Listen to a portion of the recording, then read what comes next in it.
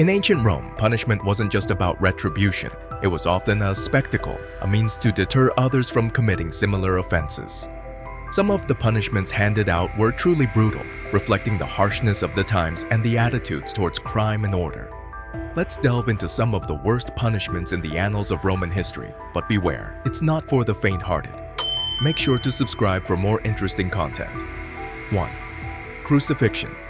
This punishment was reserved for the most serious crimes, especially treason. The condemned would be nailed or tied to a wooden cross and left to die a slow and agonizing death. Crucifixion wasn't just about physical suffering, it was also about public humiliation and sending a message of fear to potential wrongdoers. Victims could languish on the cross for days, exposed to the elements and to public scorn. 2. Damnatio ad bestias, execution by wild animals. In this macabre form of punishment, criminals were thrown into arenas to face wild animals such as lions, bears, or even crocodiles.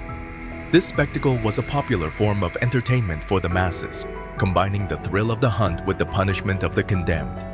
Death in the jaws of a hungry beast was swift but gruesome, leaving little doubt about the consequences of defying Roman law. 3. Flogging, flagellatio. While flogging might seem less severe compared to crucifixion or execution by animals, it was still a brutal punishment. The condemned would be whipped with a scourge, a multi-tailed whip usually made of leather embedded with pieces of bone or metal. Each lash tore into the flesh, causing excruciating pain and often leaving permanent scars. Flogging was commonly used for crimes such as theft or desertion from the military. 4. Damnatio ad gladium, execution by the sword. This form of execution involved the condemned fighting as gladiators in the arena, usually against trained fighters or even wild animals. While some might see this as a chance for the condemned to redeem themselves through bravery, it was still a deadly spectacle designed to entertain the crowds. Few survived such encounters, and those who did were often celebrated as heroes, but the price was paid in blood and suffering. 5. Crucifixion in reverse, crux vexata. This particularly gruesome form of punishment involved the victim being impaled on a stake, often after being tortured or mutilated. The stake would then be planted in the ground, with the victim left to die slowly from their injuries. This method was reserved for the most despised criminals or enemies of the state, serving as a warning to others about the consequences of crossing the Roman authorities. 6. Sewing into a sack and drowning, puinaculi. This punishment was reserved for those convicted of parricide, the act of killing one's parents or close relatives. The condemned would be sewn into a leather sack along with various animals such as snakes, monkeys, or even a rooster, symbolizing their crime against the family. The sack would then be thrown into a body of water, condemning the victim to a watery grave while being torn apart by the animals. These punishments, while barbaric by modern standards, were considered necessary measures to maintain order and deter crime in the ancient Roman world. They reflect the harsh realities of a society where law and order were often maintained through fear and violence. 7. Exile, exilium. While not as physically brutal as some of the other punishments, exile was still a severe consequence for those who fell afoul of Roman law. The convicted would be banished from Rome and its territories, forced to live out their days in a distant and often inhospitable land.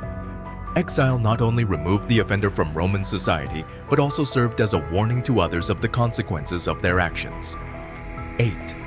Forced labor, servitude in mines. Those convicted of certain crimes, such as theft or rebellion, might be sentenced to forced labor in the mines. Conditions in the mines were harsh, with long hours, dangerous work environments, and little regard for the well-being of the laborers. Many died from exhaustion, cave-ins, or toxic fumes, making this punishment a slow and agonizing form of punishment. 9. Confiscation of property, confiscatio. In addition to physical punishment, Romans often imposed financial penalties on criminals, including the confiscation of property. This punishment not only deprived the offender of their wealth, but also served as a deterrent to others who might consider breaking the law. The confiscated property would often be sold at auction, with the proceeds going to the state.